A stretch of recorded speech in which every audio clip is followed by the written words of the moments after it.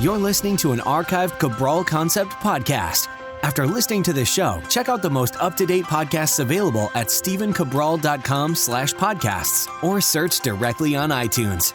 And now, welcome to the Cabral Concept, where board-certified naturopath and integrative health practitioner Dr. Stephen Cabral shares how he was diagnosed at the age of 17 with a life-altering illness and given no hope for recovery. It was only after studying and traveling all over the world did he discover how to combine ancient Ayurvedic healing practices with state-of-the-art naturopathic and functional medicine to fully rebalance the body and re-energize it with life. It's time to discover how to get well, lose weight, and finally feel alive again. And now, here's your host, Dr. Stephen Cabral.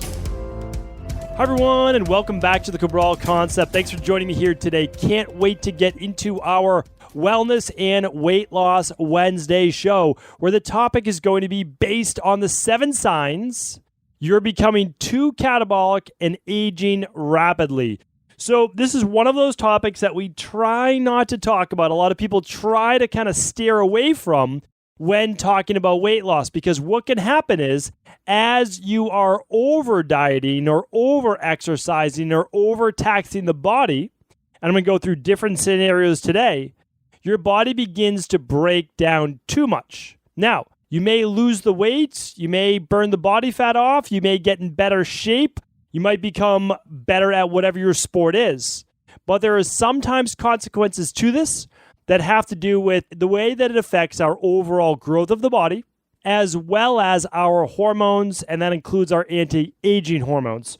So I want to talk about this today. I don't want to steer people away from getting their body in the best shape they can, but what we have to do is always be aware of, have I taken this too far? So my goal is always about achieving balance. It's always about, I want to get in the best shape possible, I want to get in the best health possible, and I want to get in the best mood possible, right? That affects everything from our decision-making to our ability to fall asleep at night, to have great relationships, and to be ambitious and, really go after everything that we want in life. So our job is always to create balance. Under too little, we start to gain weight. We start to get a little sluggish. We start to get lower energy. We don't want to do too much. But if we go too far, feel good at the time, but it begins to burn our bodies out.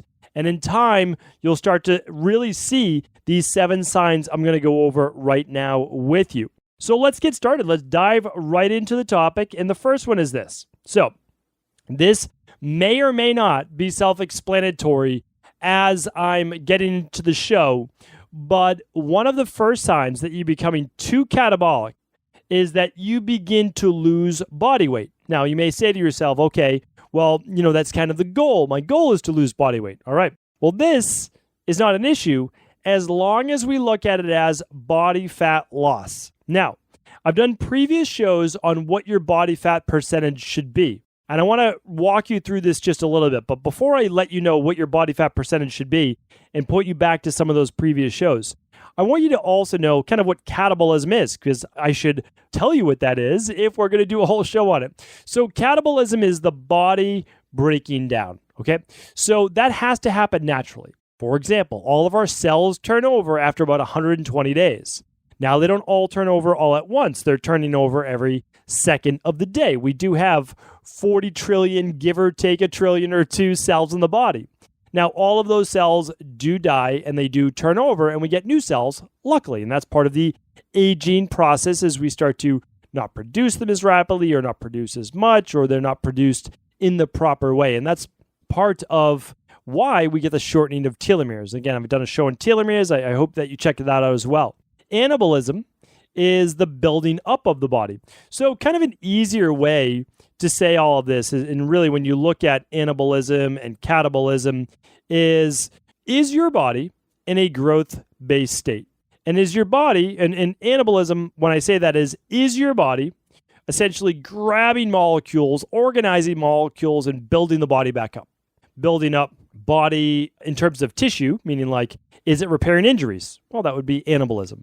Is it boosting your body's immune capability, not over-exaggerating the white blood cells, but, is it strong enough? Is it getting enough sleep to be able to do these things? Is it even adding body fat would be anabolism? Again, that's why we're going to be careful. We don't want to become too anabolic.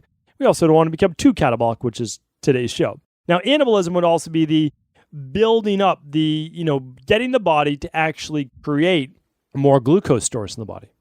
And then being more catabolic would be taking those glucose stores, it's called glycolysis, breaking them down and using them for fuel. And that's not a bad thing either. So that's why I want to share with you today, we need to be able to be in a process of rebuilding the body. Like after a workout, you should actually be able to rebuild your muscle tissue.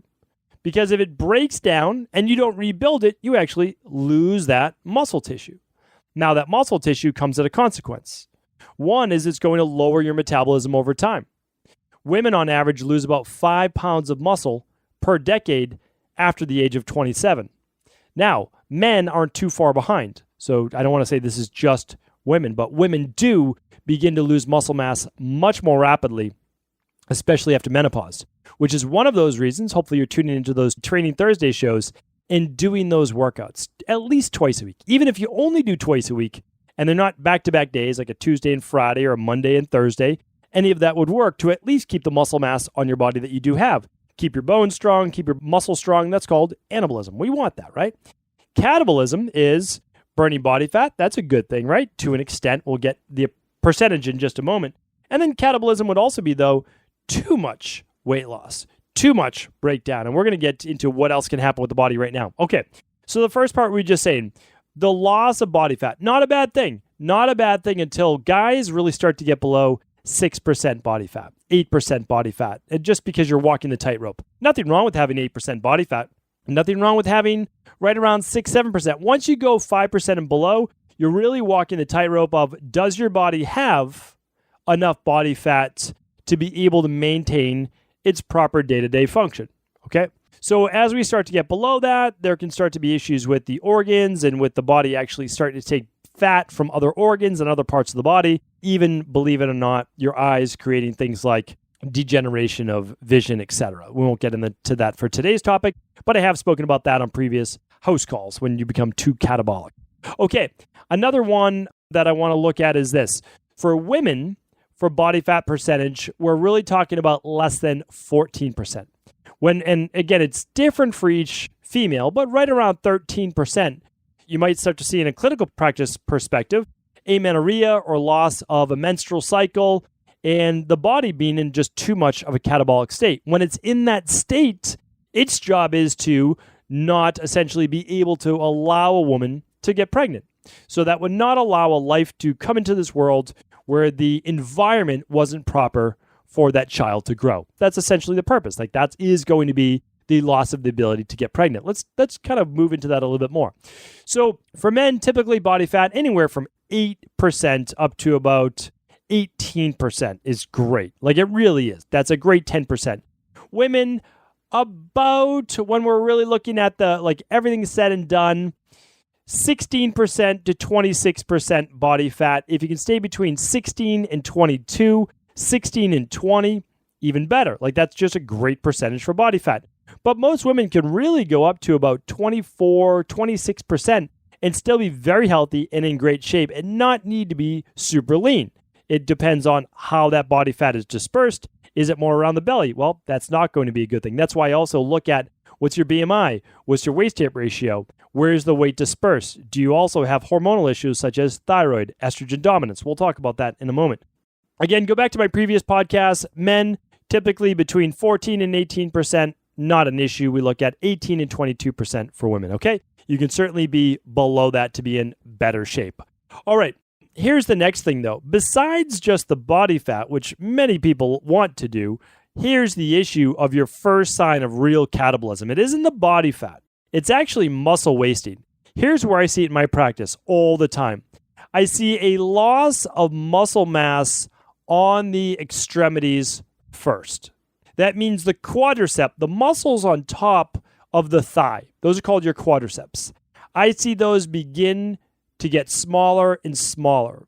The other thing I see is from the elbow joint, the epicondyle joint, all the way up to what's called the glenohumeral joint in the shoulder, that bicep area. Now, your bicep is not just one muscle. It's actually the biceps, but it's also made up of the brachioradialis, the brachialis. We're looking at the thickness of the arm.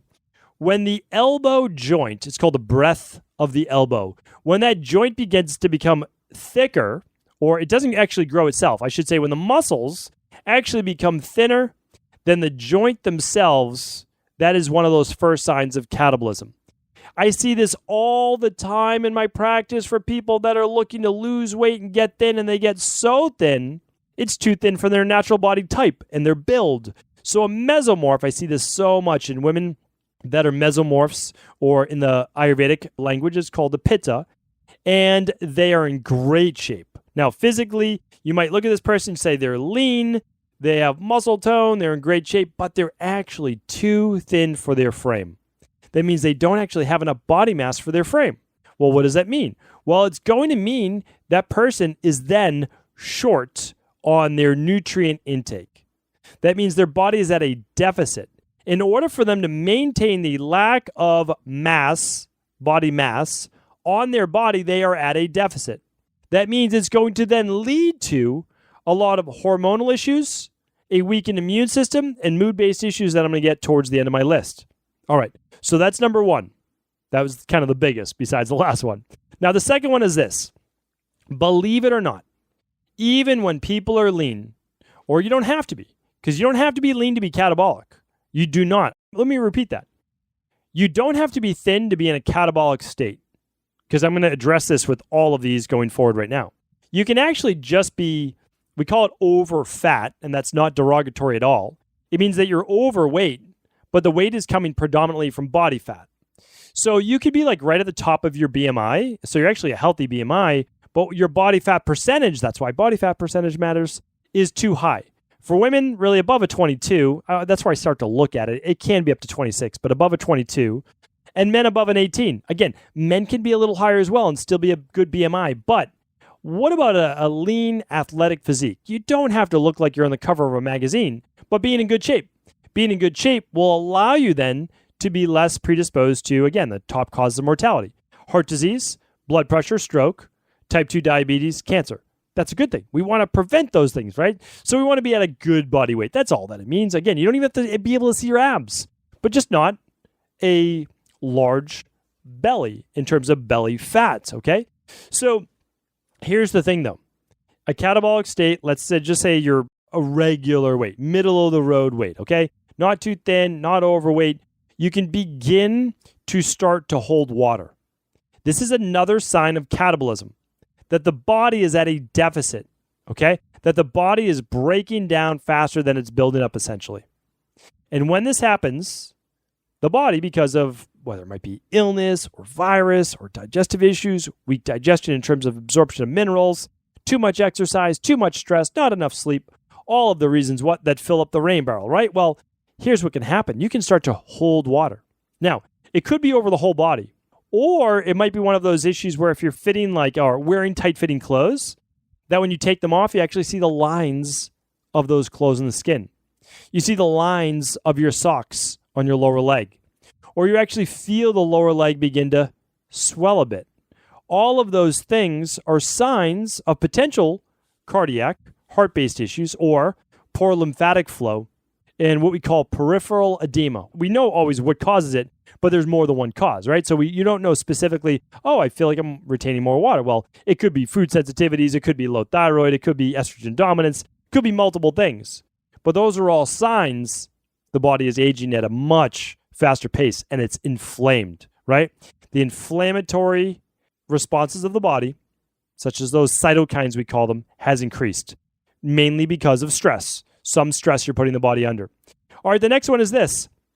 We call it glossitis, and it's cracking around the edges of the mouth or lips. I'll tell you one more, though. Besides just those cracking there, which can be a lack of B vitamins, it can even be a lack of iron. It can be multiple minerals as well, zinc. Okay, besides just the cracking around the lips, you'll notice that as people age or as they get too lean, they actually get all the little lines around their lips, right around them. And you can see that they're basically little wrinkles all around the lips. Now, it's not the same as we call them crow's feet, right? Crow's feet around the eyes. That can be from sun exposure and squinting and all sorts of different things, okay? You can be from smiling and laughing, But around the lips is different, not the same. Around the lips is a mineral or vitamin or nutrient-based deficiency. Now, a rash around the lips can actually be vitamin A toxicity. It can be from candida overgrowth, fungal overgrowth, other issues related to digestion and food as well.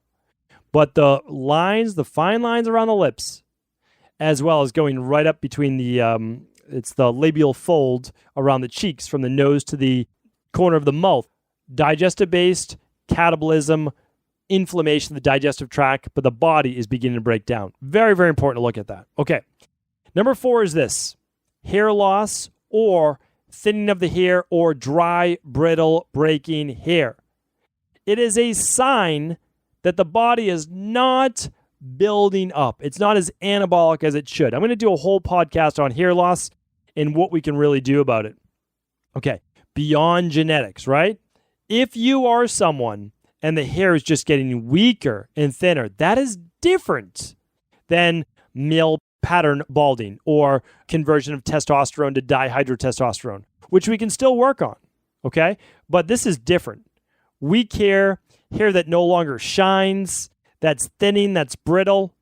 Look at that at a root cause, that the body's not getting enough zinc, it's not getting enough collagen or protein or vitamin C. All of those things are needed to be able to build up the strength of your hair. Copper is needed. All of these essential minerals and vitamins and amino acids, as well as good fats, are all needed for the strength of that hair. Okay, number 5 is this. So again, look at it. Are you losing muscle? That's number 1. Number 2, are you holding water weight? Number 3, do you have any cracking around the edges of the lips, or do you start to see fine lines forming? Do you start to see a lacking of hair growth or weakening of hair growth or dry, brittle, lackluster hair? Okay. The next one is this: chronic infections. Are you always dealing with getting sick? Are you literally getting one cold to the next? Or do you have poor wound healing? Like if you get a cut, does it take you 2 weeks to heal from it? When you get, whether it be a scrape or a cut, do you end up having a red mark for a month at a time on the skin? Do you have poor circulation? That's an important one. Like, do you have cold hands and feet? Is the body kind of slowing metabolism? Or one more is this: are you someone that gets a lot of lung-based issues, bronchitis, any pulmonary issue, pneumonia? I remember myself. I thought I was in good shape. I thought I was getting healthier. I got pneumonia. I can very clearly remember 3 out of 5 winters. That's 3 out of 5. I had bronchitis, other things going on the others. But that was a time where I was clearly breaking down more than my body was building up. My body was weakened. Catabolism is another name for a weakened state of the body. All right, number 6 is this. This is more mind. Remember, mind, how you think, your psychology is also affected by the body. Here's what I found over the years of my practice.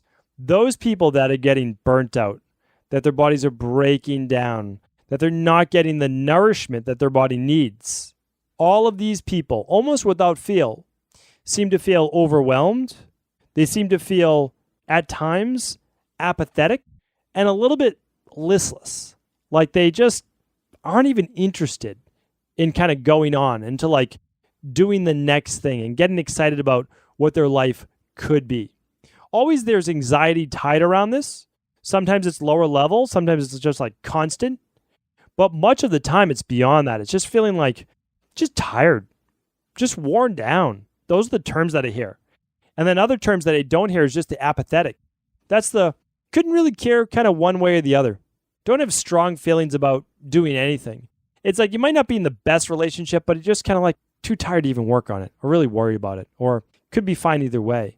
In your career, it's just like, well, just kind of see what happens and not really interested in taking things to the next level. It's all of those things. That's what I see in terms of the mind, how the emotions operate when someone's becoming more catabolic and aging at a faster rate. I mean, just think about it. Like if your body were aging and you're getting more tired, you kind of feel like you're not into doing anything more than you absolutely have to because you're just trying to get by. The last one is this. I'll recap at the end. But all of these you can kind of see happening if you're self-aware. And that's why I always talk about on Mondays on the Mindset and Motivation show. There's almost nothing more important than self-awareness. Almost nothing in life. Because if you're self-aware and you're honest with yourself and you practice non-judgment, you can say, oh, I'm falling short in this area. Oh, yeah, I actually do seem to be aging a little faster, or I am a little apathetic, or I don't care as much as I should. Why is that? So if you're willing to be gentle with yourself, ask the questions and be honest, you can actually begin to discover a lot of these things going on. But if you're not as sure, you can lab test. Now, a lot of these you can run with your PCP, primary care, but they don't always know to run because they're not taught in this natural health manner. So you'll have to request them. And I talk about them on most Friday reviews, like what to request for your labs, what to ask for. And here's a few. Here's some very important ones. And I would go back and I would listen to some of my thyroid podcasts. And again, these are all free just to kind of improve your overall knowledge. But you will very clearly see a lowering of your thyroid in time when you become catabolic. Well, what's it going to look like? Well, the whole irony, when your thyroid becomes lower, your TSH actually increases.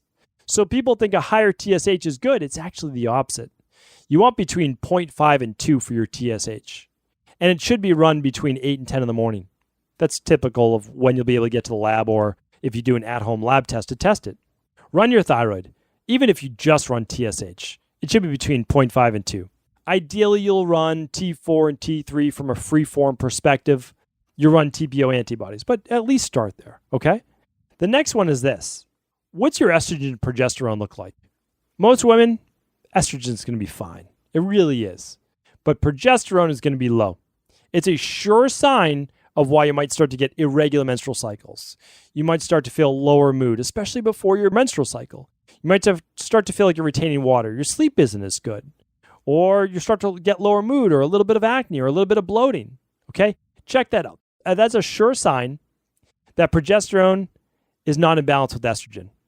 And most doctors don't know to check for that because they'll run both, but they don't realize that the estrogen is moderate to mid, right? It's normal, but progesterone's on the low side. And if you run it during the luteal phase, again, there's many shows on this, you'll actually see that progesterone should be on the higher side around days 19 to 21, even up to days 23 of your cycle. And if it's not there, well, you're going to get all the signs of estrogen dominance. Type in female hormones at stephencabral.com/podcasts, and you'll see some previous shows on how to fix female hormones, how to rebalance them. Estrogen dominance is another topic you could look for. All right, on your blood work, you could look for an elevated white blood cell count. But most likely, by the time you're hearing this podcast, body's worn out. You could be in the 4s for your white blood cell count or lower. Also, your MCV and other hemoglobin-based markers can be lower because you're lacking the B vitamins, vitamin C, iron, or potentially magnesium, copper, calcium, that are going to lead to more oxygen in those red blood cells. Now, why is that crucial? Well, remember, all of those red blood cells need multiple things to thrive. If you want energy, you need glucose. If you want energy, you need oxygen. Then it's your body's job to basically say, hey, what energy system should we run on? Phosphate, glucose, oxygen. There's multiple pathways. But your body likes to be able to use both. The mitochondria would prefer, hey, if I'm in an anaerobic zone and it's life or death and it's, like exercise is 90 seconds or less for your set and it's all out, okay, we're going to be more in the anaerobic. And if it's more cardio or everyday living, we're going to be more in the aerobic. And so it's nice to be able to, again, burn body fat and use oxygen in the aerobic and tap into more of the creatine, phosphate, ATP from a anaerobic-based perspective. And you don't have to know what any of that means, but it just means that your body will start to show that, and it will. And it's because your body is lacking a lot of these nutrients needed to fill up those cells. Iron is another one. Look at ferritin, transferritin, and TIBC on blood work. One more. I'll just give you one more because I think it's good to look at.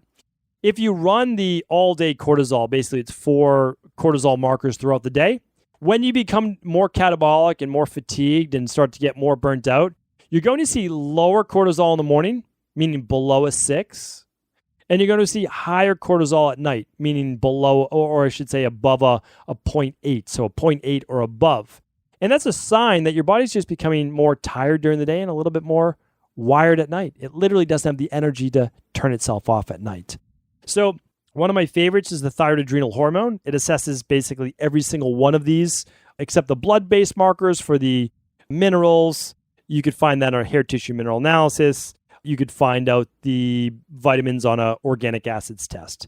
I mean, if I could only run one, people are always putting me to the test. Like, what if I can only run one? In this case, if you're feeling catabolic, I would run the thyroid adrenal hormone, no doubt about it. Then I would run the organic acids test, and then I would run the hair tissue mineral analysis, but that's kind of like a pick'em. I could run the hair tissue mineral analysis. You could definitely make an argument for running that before the organic acids test, and I'd probably make that argument as well. But hands down, the first one I would run is that thyroid adrenal hormone. Now remember, my job is to give you the information. You can run these with any functional medicine doctor that you believe can help you, an integrative health practitioner. You can run these on an annual basis, however you want to do it. I just want to give you the information and allow you to be able to assess that. But remember, even if you're not able to run your labs, let's do a recap. Loss of body weight, but not just body fat. That you're actually losing muscle. And you're starting to lose muscle in the limbs, namely the quadriceps, the muscles on top of the thighs, getting thinner, and also the bicep or tricep area, the upper arms, okay? Also, you don't have to have all of these, but the second one I said was this. What if you're starting to hold water, especially towards the lower legs, or maybe around the middle? Maybe you're just feeling a little bit overall more swollen. How about around the mouth? Are you starting to get those fine lines? You're starting to become a little bit, again, the skin is getting thinner, it's starting to break down more. Or do you have cracking around the edges of the mouth? Important to look at that. What's the overall quality of your hair? But I would say not even your hair. It's hair, skin, and nails. Are they becoming thinner? Are your nails more brittle? Are they growing slower? That's catabolism. That's more breakdown than anabolism. And this does not mean that you're dying. I'm not saying that. But it means that you're aging faster. So if you can see it now, you can catch it. You can do something about it. Chronic infections or poor wound healing, poor circulation, or recurrent pulmonary-based issues. And then also with the mind, the apathy, the overwhelm, the anxiety, the listlessness, any of that, right? As your body's starting to become overwhelmed physically, mentally you feel it as well, as you just don't want to take on more. Yeah, sure, you'd like to work out, but you're just too tired to do that. Too tired to take on a new project. No interest, just want to relax. Take it easy. All of these are signs that your body is beginning to break down just a little bit too much, and we need to begin to turn the tide. I've done many, many podcasts on how to turn the tide. Of course, I'm going to do more, but today's was what happens when you begin to break down. If you've read my book, The Rain Barrel Effect, you know how to rebuild that body, right? Empty the rain barrel and begin to work on building back up. But keep in mind, it's anything that creates anabolism. So what would that be? It's anything that begins to build back up the body. If you don't know where to start, at least start with your nutrition. Give your body all the nutrients it needs on a daily basis in order to heal and rebuild itself. Don't go too low with your calories, right? Get enough sleep. Look in those potential areas first. And again, I will be back. And today is episode 1279.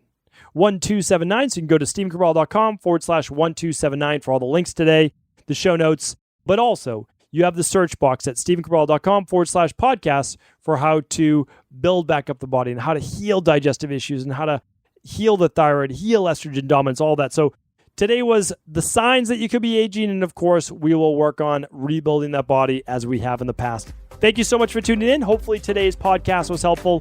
Please do feel free to share this episode with anyone you believe it could serve. Take care, everyone. Before you go, I wanted to ask you this question. What if I could teach you in just a couple of hours how to transform your thyroid, hormones, adrenal, cholesterol, blood pressure, blood sugar, weight loss, energy, mood, brain, pregnancy, anti-aging, or many other health-related issues? After 20 years in private practice, after seeing and overseeing 250,000 client appointments, I sincerely feel I have the real-world data and have found the answer you've been searching for. So what I've done is spent hundreds of hours of my own time refining what you need to know in order to uncover your underlying root cause health issues and then begin to rebalance the body and bring it back to a state of robust health and wellness. I'm going to teach you exactly what I do in my private practice so you can understand how you got here and now what you need to do in order to heal. You'll receive all of the important success checklists, protocols, and even ways to customize it to make the program fit your busy life. And you'll get all of this at a fraction of the price. Let me save you the time, money, energy, stress, and frustration of not knowing what to do next. Instead of reading dozens of books on the topic and seeing multiple practitioners, I will condense everything that you need to know in just a few hours of video tutorials that you can watch and listen to anywhere. Together, we will make this healing process an enjoyable one that you can take with you for the rest of your life. I wish you all of the best of health and happiness, and I hope to be able to guide you on your healing journey through my health results accelerators. Simply choose the health imbalance you're currently suffering from, and by the end of today, you'll know what went wrong and how to get well again. I guarantee it. For details, head over now to stevencabral.com/courses.